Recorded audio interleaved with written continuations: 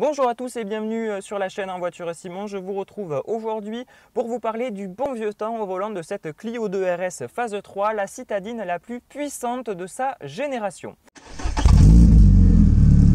Pour découvrir tout ça, rien de plus simple, restez bien avec nous et attachez votre ceinture parce que c'est parti.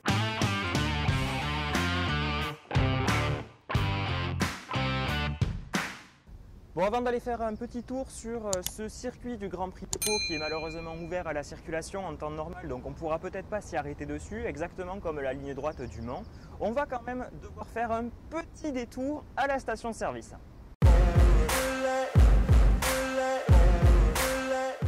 Et oui, avant de pouvoir aller faire un petit tour sur le tracé du Grand Prix de Pau, il est nécessaire de s'arrêter par une station-service. Parce que même s'il s'agit que d'une Clio, entre guillemets, et qu'elle ne pèse que 1090 kg à vide, elle consomme la bougresse, pas moins de 10 litres au 100 quand on a le pied un petit peu lourd, et ça peut même monter sur circuit à beaucoup plus en fait. Le réservoir est petit, ça consomme, donc il faut passer à la station-service souvent, même en conduisant raisonnablement, on fait à peu près 500 km d'autonomie. Quoi qu'il en soit, 500 km ça reste relativement peu, c'est toujours plus qu'une C2, mais c'est quand même 2 fois moins qu'une autre Clio qui est juste là. Bon ok, j'exagère un petit peu, ça c'est une diesel 1,5 litre DCI, là on a un 2 litres Atmo, c'est pas comparable. Même si on ne peut pas s'arrêter sur ce circuit puisqu'il est ouvert à la circulation, on peut tout de même y passer. En fait, à Pau, il y a tous les ans le Pau Motors Festival.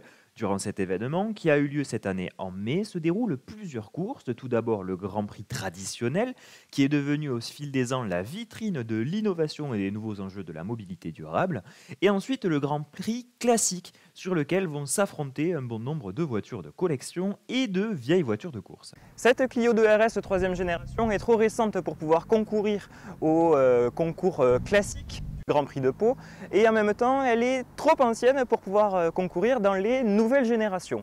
Il n'empêche que ça reste une super voiture qui a fait l'objet d'une longue évolution et on a aujourd'hui devant nous la version la plus aboutie de la Clio 2 RS. Il s'agit d'une phase 3 et c'est-à-dire qu'avant il y a eu la phase 1 qui était pour ainsi dire un test pas très abouti, le look n'était pas suffisamment sportif et ça n'a pas été un flop mais ça n'a pas non plus été une réussite commerciale absolue.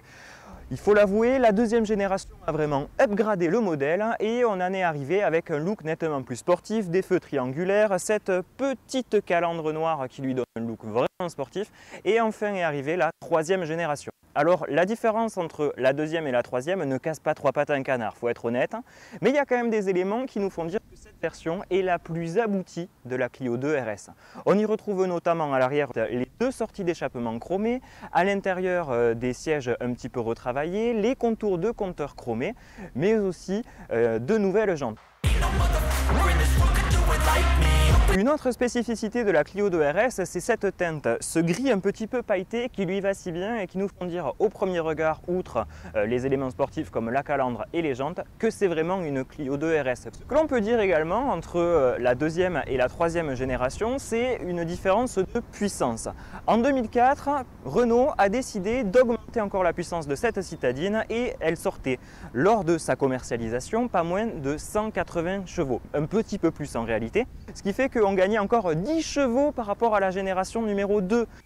Bon, on l'aura compris, cette Clio 2 RS, elle a un sacré look sportif à l'extérieur et il y a également une petite touch RS à l'intérieur, notamment avec le pourtour des compteurs chromés, un volant cuir, un pommeau de vitesse chromé, mais aussi des sièges qui mélangent cuir et alcantara, ce qui était quand même assez haut de gamme pour l'époque, mais en même temps, c'était mérité compte tenu du prix de la voiture, mais ça on en parlera tout à l'heure. Bon alors soyons honnêtes 2 minutes, clairement si j'achète une Clio 2 RS aujourd'hui, c'est vraiment pour son côté sportif et en même temps cette voiture qui est aussi capable de rester un daily, contrairement aux sportives qui deviennent complètement folles d'aujourd'hui, qui dépassent sans souci les 200, 300, 350 chevaux. Cette voiture elle en fait finalement que entre guillemets 180, ce qui était déjà dingue pour l'époque et ce qui en faisait, on l'a dit, la voiture la plus puissante de sa génération, la citadine la plus puissante de sa génération. Si aujourd'hui j'achète une Clio 2 RS, c'est vraiment pour tout ça et en même temps, même si je suis un fan inconditionnel des voitures des années 80, 80, je préférerais rouler au quotidien en Clio 2 RS plutôt qu'avec une 205 GTI ou les équivalents de l'époque. Pour la simple et bonne raison que cette voiture, c'est une des premières générations à être sportive et en même temps avoir un vrai confort. On y retrouve la direction assistée, les vitres électriques, la climatisation et j'en passe. Les Clio 2 RS commencent à sérieusement coter et on va donc parler prix. Aujourd'hui, la dernière génération, c'est-à-dire la phase 3, celle-ci est clairement la plus aboutie et donc par conséquent, ça se ressent sur le prix. C'est celle qui coûte le plus cher. Mais si vous avez envie d'acheter donc une Clio 2 RS, il va falloir se renseigner parce qu'il existe toute une série de séries spéciales et comme notamment la plus cool d'entre elles, c'est la série Ragnotti qui est en fait une Clio 2 RS avec absolument aucune aide à la conduite, pas d'ABS, pas de SP, rien du tout. En fait, c'est une série spéciale qui est sortie juste pour permettre à la marque aux losanges de pouvoir s'inscrire en rallye. Ces versions-là aujourd'hui sont intouchables. On est à plus de 25 000 €, c'est pas possible. Mais si vous voulez une Clio 2 RS, aujourd'hui, que ce soit la phase 1, la phase 2 ou la phase 3, eh bien, il va falloir compter à peu près 10 000 € pour une voiture qui n'a pas trop roulé, c'est-à-dire qui est en dessous des 200 000 km. Bon, honnêtement, on le comprend, ce tarif et la cote montante de ces voitures. Et ce qui l'explique encore plus que tout le reste, c'est ce qui se cache sous le capot. Viens voir. Sous le capot des Clio 2 RS, on y retrouve, alors c'est le même pour les 3 générations, simplement sur celle-ci c'est le plus puissant, on l'a dit tout à l'heure, elle gagne pas moins de 10 bourrins par rapport à la génération précédente, donc c'est quand même énorme.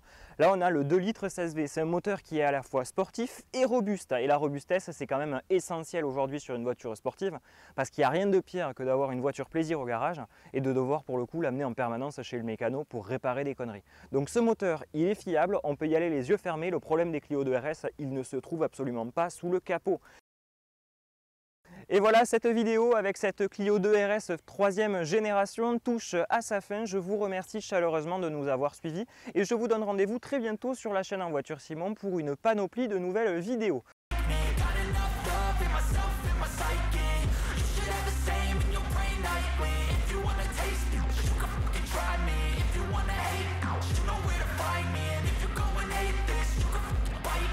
Be cruising in my lane fast, call it high speed. I've been working hard, yeah, I've been working nightly. If you think you'll win, ha, not likely. I be taking shots, yeah, cold-blooded, icy.